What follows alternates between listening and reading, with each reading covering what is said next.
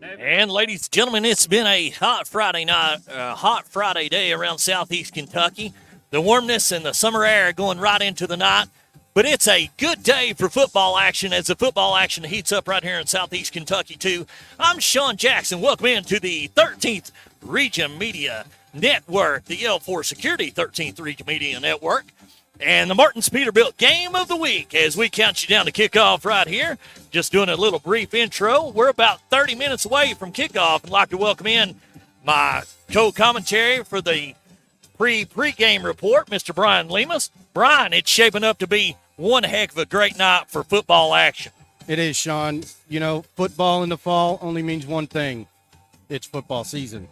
And you got two undefeated teams coming in real strong, looking real good.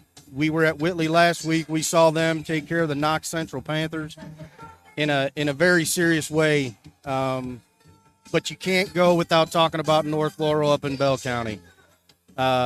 You know, if you were a betting person, you probably want to put your money on Bell County, but I tell you, everybody in North London was betting on those North Laurel Jaguars to take over in Bell County. Well, absolutely, man. Not only did North Laurel come out on fire, but they left Log Mountain with the W over Coach Dudley Hilton and the Bobcats. And anytime you go to Log Mountain, it's a great win. But to go the opening game of the season, take them right to the wire, and then take home the W back to London, man, that shows your team's hot and your team is really ready for the season. On the flip side of that, you got the Colonels. The Panthers of Knox Central came to town. It was a dogfight back and forth.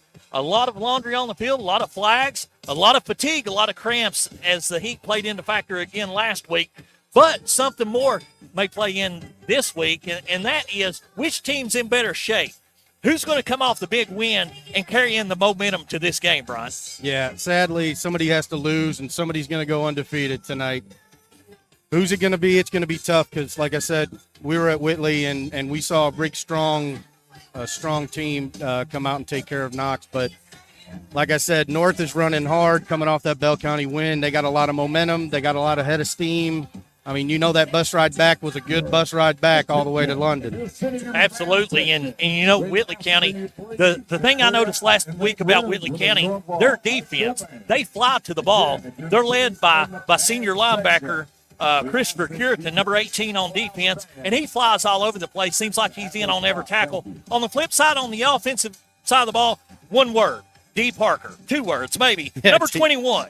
I'm not a mathematician, but I tell you what, number 21 knows how to rack up the yardage and add it up. Yeah, he ran for 226 last week, and anytime you can top 226 yards in a football game, you know, you're doing something special. No discount to the Knox Central Panthers. I mean, you know, they had a good defense. They were tough. They played a tough game, but, you know, when you got somebody as talented as D, it's going to be hard to stop them. You know, you got your receivers, you got your other backs to worry about, and then you got him to worry about. So what are you going to do? Are you going to put two guys on him, and he's going to fly it around and decoy, and then it's going to leave someone free to break down? And that's exactly what we saw last week, and that's exactly what they did to exploit the Knox Central Panthers, is they used D as a decoy, so to speak. And, you know, they couldn't cover everybody on the field, and that's where they fell short. On the flip side of that, you got North Laurel Jaguars coming into the jungle tonight. It's kind of a new era. Coach Steven Nelson comes in as the head coach for the Jaguars, and he brings his – you remember back when he played, he was very tough. He brings his physicality and his toughness and mentality to the game field for the Jaguars as their head coach this season. And I tell you what, just from looking at this crew warm up, man, they have some size and they've really got some potential to do some things. So with that being said, Brian, I think it's going to be a barn burner. We're going to be joined in a little bit by our play-by-play man, Mr. D.C. Turner. But we just wanted to do a brief intro. Correct me here. I'm getting a little excited. I've had too much caffeine this morning.